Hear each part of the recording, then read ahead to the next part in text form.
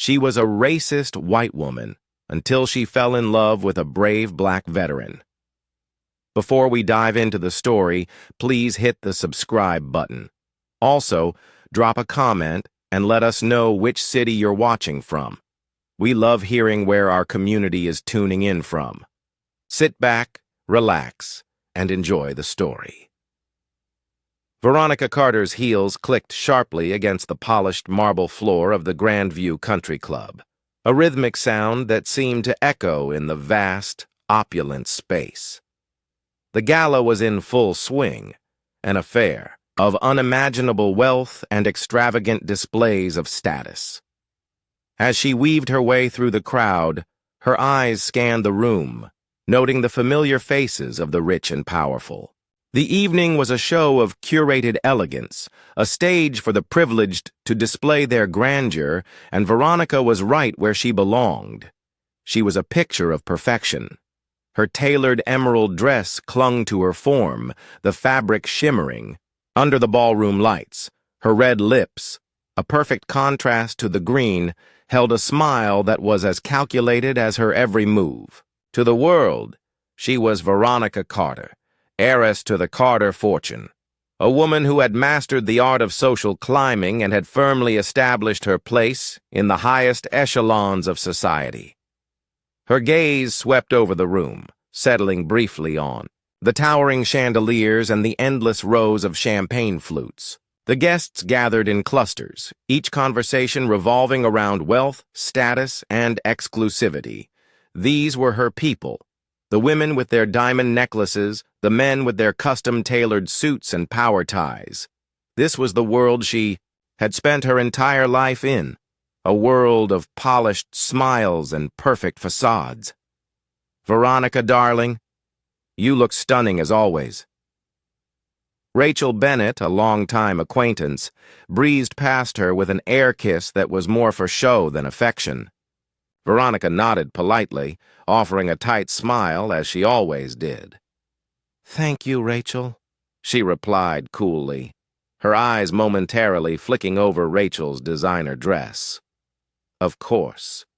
Rachel looked every bit the part, her platinum blonde hair, perfectly styled, her face an impeccable mask of wealth and ease.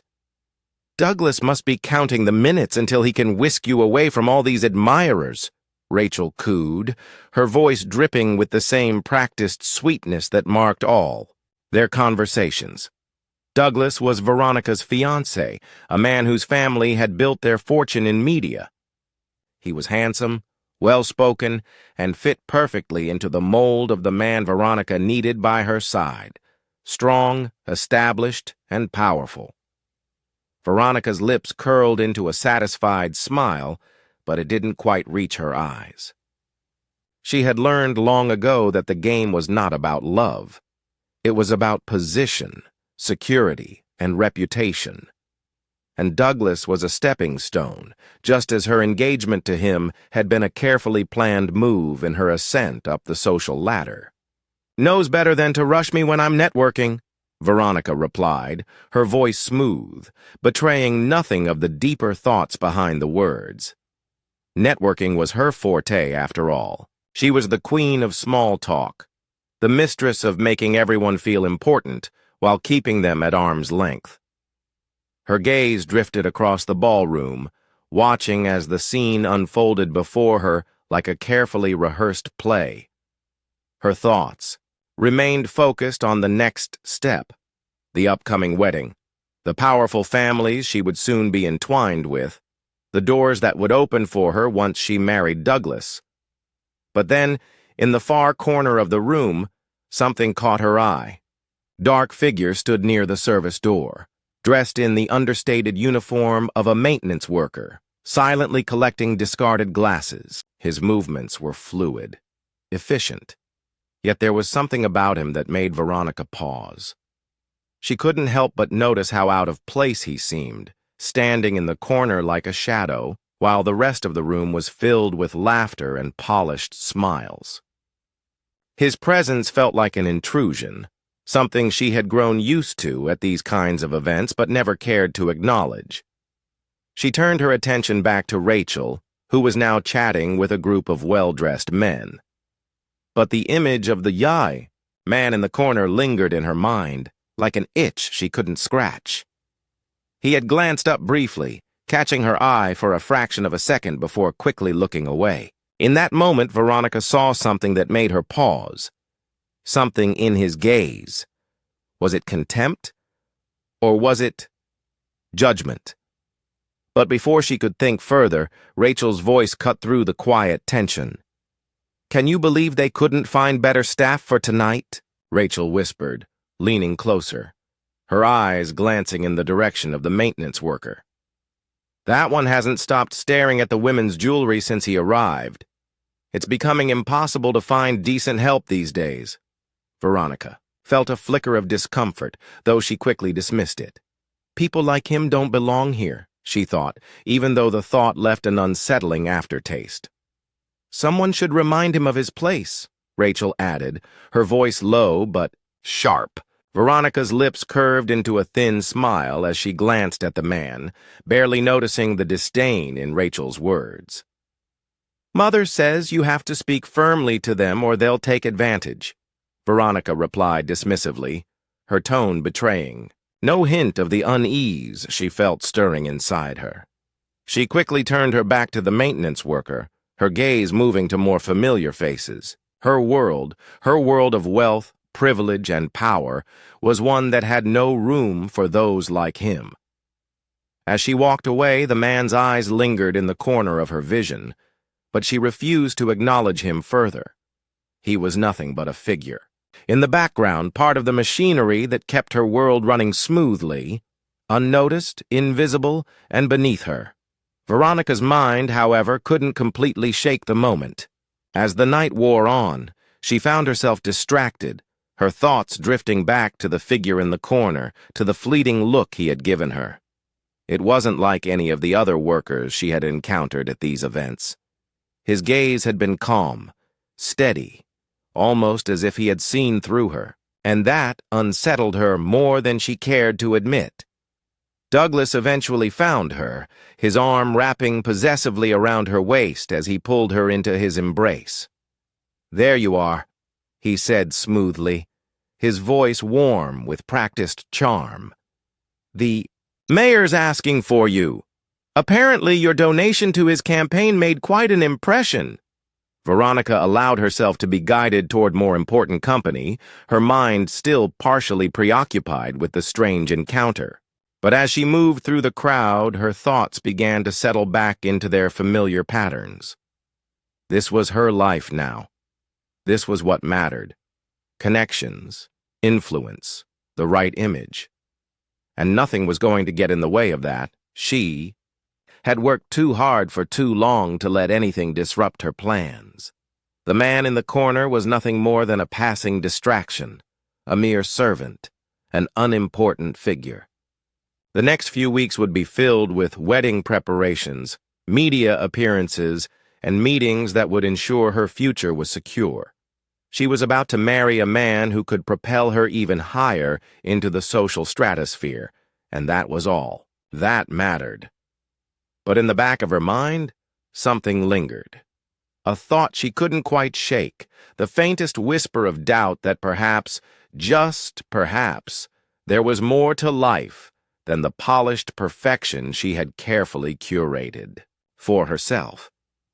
The days leading up to her wedding were a blur of final preparations, fittings, and phone calls. Veronica was surrounded by an army of planners, stylists, and assistants, all working tirelessly to create the perfect day. But beneath the surface, the excitement that should have filled her heart was strangely absent. The more time she spent organizing every detail of the ceremony, the more the emptiness inside her grew. Her penthouse apartment, once a sanctuary of luxury and success, felt cold and hollow. The walls, adorned with expensive art and pristine furniture, seemed to mock her every step. She'd spent so many years carefully constructing this perfect life, this perfect image of success, and now, as her wedding day drew near, She couldn't shake the feeling that she was simply going through the motions. Douglas, her fiancé, was as distant as ever. His phone calls were brief, his attention more focused on his business meetings than on their impending marriage. Their dinner dates were filled with awkward silences, and the laughter they once shared had become strained, forced. Still, Veronica pushed the doubts aside. This was the life she had always wanted, wasn't it? Douglas, the heir to the Wright media empire, would provide her with everything she had ever dreamed of: status, wealth, security. What more could she want? But then the cracks began to show.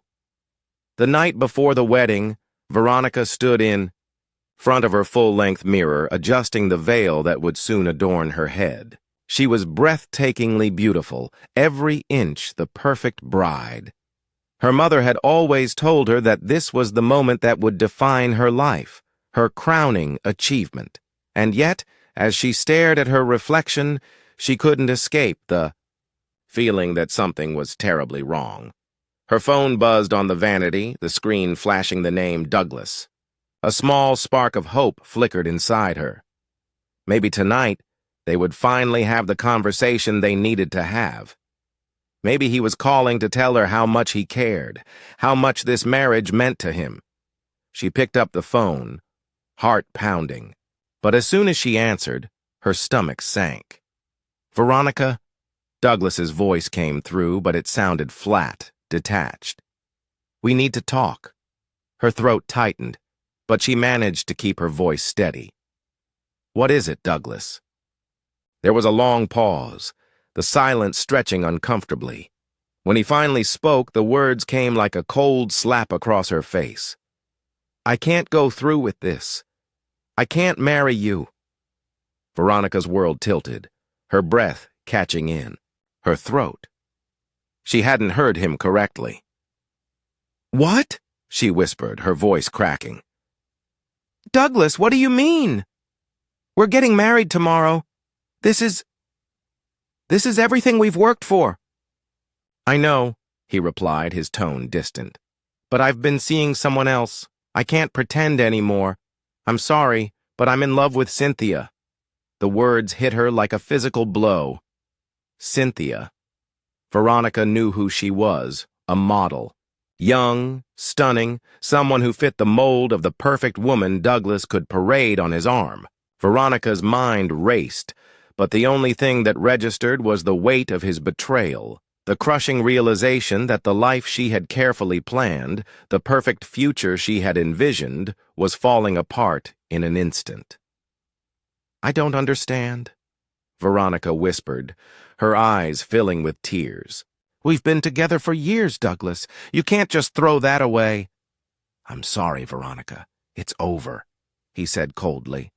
"I'll be in Paris tomorrow with Cynthia. I hope you can understand." The phone went dead before Veronica could speak another word. For a long moment, she stood in the center of her bedroom, the phone still clutched in her trembling hand. The wedding dress, the veil, the carefully arranged flowers, everything that had once seemed so important now felt like a cruel joke. Her world, her carefully constructed life, was collapsing around her, and there was nothing she could do to stop it. The next day, the cathedral was filled with the hum of anticipation. The guests, all handpicked from Veronica's social circle, whispered excitedly among themselves. The flowers had been arranged just as she had dreamed. The ceremony was set to be the most beautiful event of the year, a symbol of everything she had worked for. But as the doors to the chapel swung open, revealing the grandeur of the space, Veronica felt like an actress in a play she no longer wanted to be a part of. Her father, standing at her side, whispered his approval, but his words seemed distant, hollow. "You've done well, Veronica," he murmured, his voice thick with pride. "The Wright family is exactly the connection we've always wanted." She nodded mechanically, her eyes fixed on the aisle ahead. But when she reached the altar, the world came crashing down around her. Douglas was standing there, his back to her, but something was wrong. He wasn't smiling. He wasn't even looking at her. As she approached, her heart skipped a beat. When she noticed the tension in his shoulders, the way his hands were clenched at his sides. When she reached him, he didn't take her hand. Instead, he stepped back, his expression cold, almost like a stranger. Veronica's heart raced as she stared at him, trying to make sense of what was happening. "I can't do this," Douglas's voice rang out, his words carrying loudly through the silence of the cathedral. "I'm sorry. I can't marry you." The world seemed to tilt. Her vision blurred as the murmurs of the guests filled her ears, but none of it made sense. "Douglas, what are you saying?" she whispered, her voice shaking. "We've planned this for months. Everything is ready." "I've been seeing someone else," he said, his voice now a bitter final confession. "Cynthia and I are flying to Paris tonight. I'm sorry it had to happen this way." Veronica's world shattered in front of her eyes. The guests gasped, the whispers growing louder, but it felt like she was drowning in a sea of noise. Her hands trembled as she reached out to him, but Douglas didn't move. He turned and walked away from her, leaving her standing alone at the altar. The tears burned her eyes, but she fought to keep them at bay. "No, not now," she thought. "I won't cry in front of them. Not in front of all these people who are waiting to see me fail." But as Douglas disappeared through the side door, leaving her there, exposed and humiliated, Veronica couldn't hold it together any longer. She turned, walking away from the altar as quickly as she could. The whispers followed her, the judgment in the air suffocating her. She felt like the whole world was watching her crumble, and there was nothing she could do to stop it. As she reached the back of the cathedral, a figure caught her eye. Standing in the shadows near the exit was a man she hadn't noticed before. Tyrell, the same maintenance worker from the gala, now dressed in a simple security uniform. Their eyes met for a brief second, and in that fleeting moment something shifted. Tyrell's gaze didn't hold pity or mockery, like she might have expected. Instead, it was full of something else. Compassion, perhaps, or quiet strength. Veronica felt a wave of something she couldn't quite name, and for a brief moment she was struck by the absurdity of the situation. How had her world come to this? From standing at the top of society to walking out of her own wedding, alone, in front of hundreds of people. Tyrell didn't say a word. He simply nodded in her direction, acknowledging her pain, and she walked past him, her heart heavy and broken. But as she stepped into the waiting limousine, she couldn't shake the feeling that, for the first time in her life, someone truly saw her. Not for her wealth, her status, or her title, but for who she really was. Veronica sat in the back of the limousine, her wedding dress now heavy with the weight of her heartache. The rain beat relentlessly against the windows, as though the heavens themselves were mourning the collapse of her world. Her fingers gripped the fabric of the dress, the delicate lace crinkling beneath her palms. She didn't know where the car was taking her, nor did she care. She just wanted to escape from the judgment, from the whispers, from the image she had spent her life building. The humiliation still clung to her like a second skin. Douglas's words echoed in her mind. "I've been seeing someone else. Cynthia and I are flying to Paris tonight."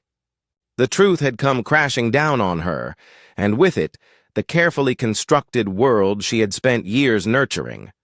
She was no longer the woman who was about to marry a powerful media heir. She was nothing.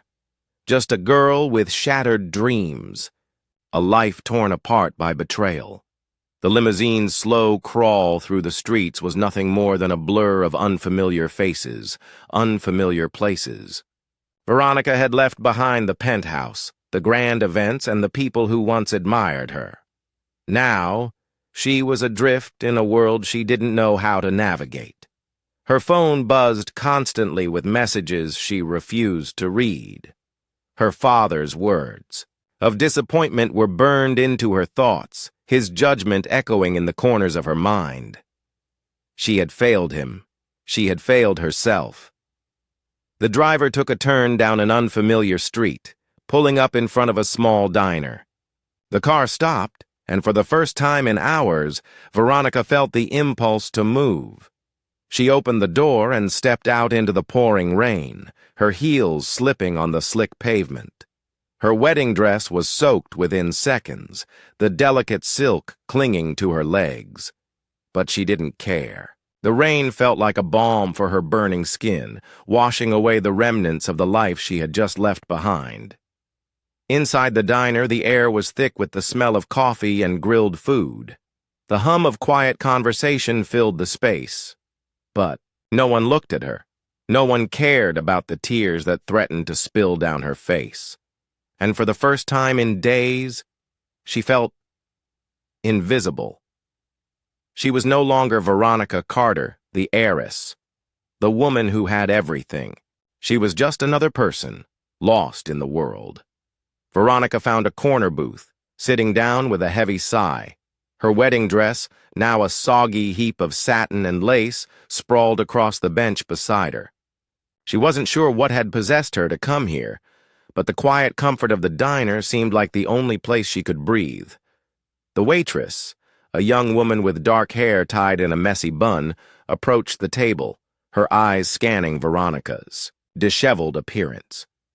She didn't ask any questions, simply set down a cup of coffee in front of her and walked away. Veronica's fingers curled around the warm cup, the heat seeping into her frozen hands. She didn't know what to do next. She couldn't go back to the life she had known, not after what had happened. But what was left for her? More coffee? The voice pulled her from her thoughts. It was soft, calm, and when she looked up, she found herself face to face with Tyrell. His security uniform was damp from the rain, but his presence was steady, unyielding. He held a fresh pot of coffee in his hands, his dark eyes meeting hers. For a brief moment, Veronica hesitated. The last time she had seen him, he had been nothing more than a maintenance worker, invisible in the background of her world. But now, seeing him standing there, offering her a simple act of kindness, she felt something stir inside her. Was it gratitude, or was it the beginning of a realization she wasn't ready to face? "Yes, please," Veronica said, her voice low. Tyrell poured the coffee into her cup, his movements steady and deliberate. The soft clink of the cup as he set it down on the table filled the silence between them. For a moment, neither of them spoke. It wasn't awkward, though, not in the way Veronica would have expected. There was something strangely comforting about his presence. He didn't look at her with pity. He didn't look at her like she was an object of ridicule. He simply looked at her as if she were human. "Are you okay?" Tyrell asked, his voice calm and steady. Veronica glanced up at him, surprised by the question. She wasn't sure how to answer. Was she okay? No, she wasn't. Her entire life had just fallen apart. Everything she thought she knew about herself, about her place in the world, had been stripped away in the span of a few minutes. But something in his gaze made her feel like it was okay to admit that. "No," she said quietly, shaking her head. "No, I'm not okay." Tyrell nodded, his expression unreadable, but there was an understanding in his eyes. "It's okay," he said. "You don't have to be okay, not right now, but I promise you, you'll get through this." Veronica wasn't sure why, but the sincerity in his voice caught her off guard. She had expected judgment, or worse, indifference. After all, she had spent her life surrounded by people who only saw her for what she represented, not for who she really was. But Tyrell, he wasn't like that. He wasn't here to judge her. He was here to offer her something far more valuable. Empathy. Thank you, Veronica whispered, her voice barely above a murmur. Thank you for not looking at me like everyone else does. Tyrell's lips twitched into a faint smile. It's not about looking at you differently. It's about seeing you for who you really are. Not the dress, not the wealth, not the title. Just you. Veronica swallowed hard, her throat tight. Who was she really? She had spent so many years building up a facade, convincing herself that her worth was tied to her status, to her family's fortune, to the approval of people who didn't care about her as a person. But now, sitting in this small, unremarkable diner with a man who had no reason to be kind to her, Veronica felt a crack form in the wall she had built around herself. "Tell me something about you," she said, her voice soft but steady. "Something real." Tyrell regarded her for a moment, his eyes thoughtful. Then he nodded as if he understood the gravity of the request. He sat down across from her, pulling out a chair with the kind of ease that suggested he wasn't used to being on. The other side of a conversation like this. Well, I grew up in a small town. Not much there, really. My mom worked 2 jobs and my dad was in the military. He passed when I was younger, so I grew up pretty fast. But it was a good childhood. I didn't have everything, but I had enough.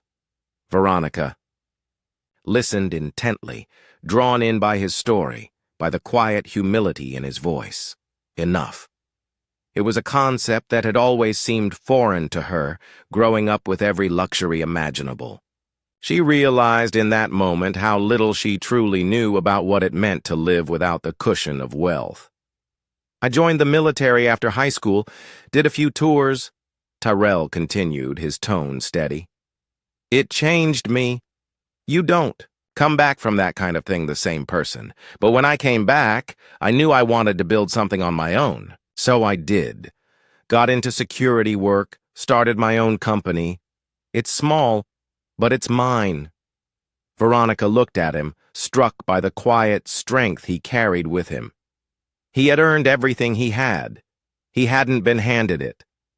There was something about his story, something about his resilience, that made her realize how much she had taken for granted.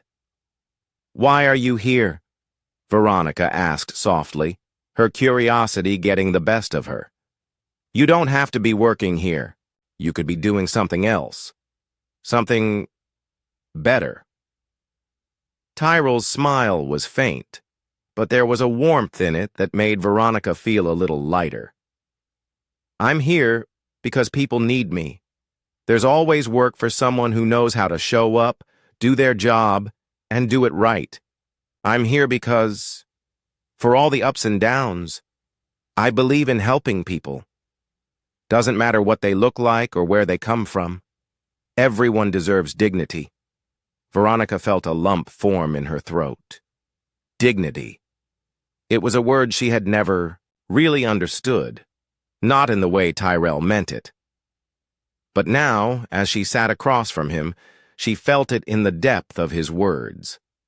He didn't just give dignity, he valued it in himself and in others. And for the first time in her life, Veronica realized that she had been living without it, caught up in a world that placed value on the wrong things. She looked down at her hands, still trembling slightly from the storm of emotions that had consumed her. "I've spent my whole life thinking I was better than people like you," she said quietly. "But you're right. I don't know anything about real strength. Not like you do." Tyrell didn't say anything in response. He didn't need to. He simply sat there, his presence a quiet anchor in the storm that was raging inside her. For the first time in a long time, Veronica didn't feel the need to put on a mask. She didn't need to pretend she had it all together. Sitting across from Tyrell, she realized that maybe, just maybe, she had the chance to rebuild her life, not around wealth, not around status, but around something far more real. And in that moment, Veronica knew she was no longer the woman who had walked into that cathedral in search of perfection. She was someone different now, someone who was beginning to learn the true meaning of dignity, compassion, and, perhaps, love. Weeks passed in a blur of quiet revelations. Veronica found herself waking up each day in the small apartment she'd rented, surrounded by the echo of a life she hadn't been prepared for. She no longer lived in the penthouse that had once seemed like the pinnacle of success, nor did she wake up to the familiar hum of luxury cars idling outside, ready to take her to meetings or social events. The people she had once called friends had either vanished into the distance or sent polite but distant messages that seemed to carry more pity than concern.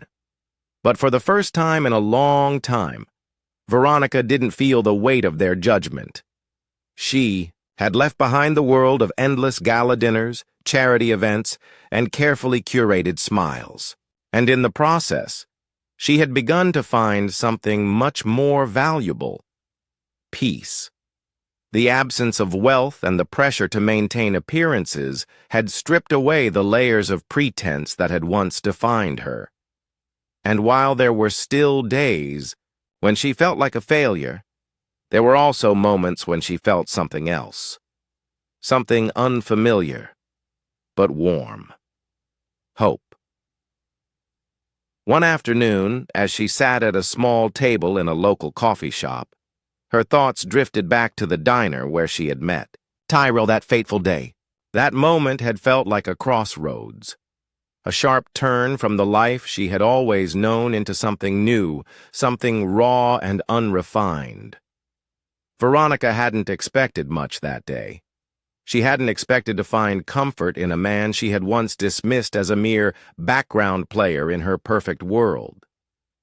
But that's exactly what she had found in him: comfort, compassion, and above all, an unspoken understanding that she didn't have to be perfect to be worthy. It was the little things that kept her grounded now. Tyrell's visits, often unannounced, had become a strange source of solace. Sometimes they would meet for coffee. Other times he would stop by her apartment to chat, or help with a project he had offered to assist her with. He never asked for anything in return. And in those moments, Veronica learned more about kindness, humility, and grace than she ever had in the high society that had once consumed her. Their relationship remained uncomplicated. They were not lovers, not yet anyway, but their bond was undeniable. Tyrell never made her feel inferior, nor did he try to fix her. He allowed her to process her emotions at her own pace, never pushing, never expecting. And in return, Veronica began to see him not just as the man who had extended a lifeline to her in her darkest hour, but as someone who was quietly teaching her the art of living authentically. Veronica's transformation wasn't sudden. It didn't happen overnight, nor did it happen without resistance. But each day she grew a little bit stronger, a little bit more sure of herself. She started taking small steps, going to the market on her own, picking up a book she had always meant to read, volunteering at a local shelter where she helped serve meals to those less fortunate than herself. It was a far cry from the polished world of charity galas and handshakes she had known, but it was real, and for the first time it felt good to be part of something that mattered. One evening, after finishing a shift at the shelter, Veronica found herself walking home through the streets, the crisp autumn air refreshing after a long day. Her heart felt light, the weight of her former life lifted in ways she had never imagined. She didn't miss the trappings of her old world, the diamonds, the designer clothes, the power. No, she found joy in simple things now. And then she remembered something Tyrell had said to her one afternoon. Everyone deserves dignity. That thought stayed with her as she made her way to the small apartment that had become her haven.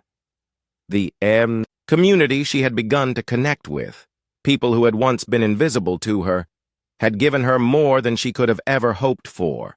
It wasn't about charity. It wasn't about pity. It was about people who saw her for who she truly was, who treated her with respect despite her past. When she arrived at her apartment, Veronica's eyes immediately landed on the framed photograph sitting on the kitchen counter. It was a picture of her and Tyrell, taken on a rare afternoon when they had spent the day at the local park, laughing and sharing stories. She had snapped the photo in a rare moment of spontaneity, capturing his easy smile and the warmth in his eyes. Looking at it now, Veronica realized how far she had come.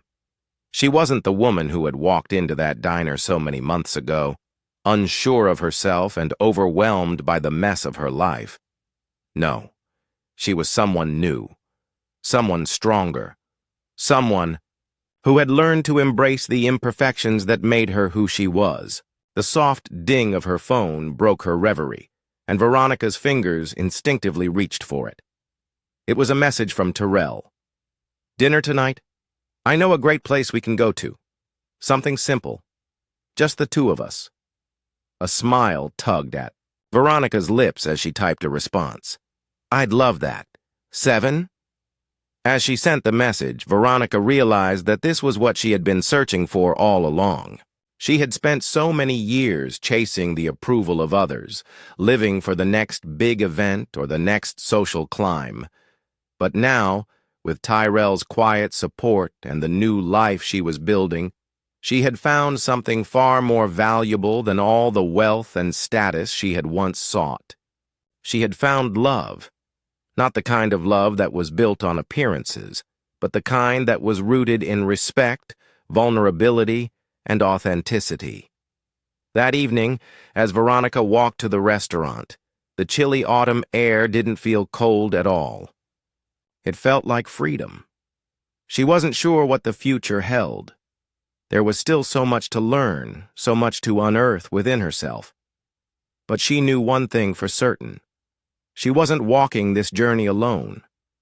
When she entered the small, cozy restaurant, Tyrell was already there, waiting for her.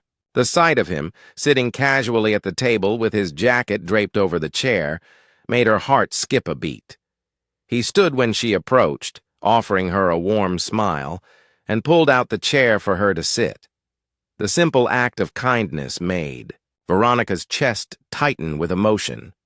As they sat down, their conversation flowed easily, filled with laughter and quiet moments of reflection.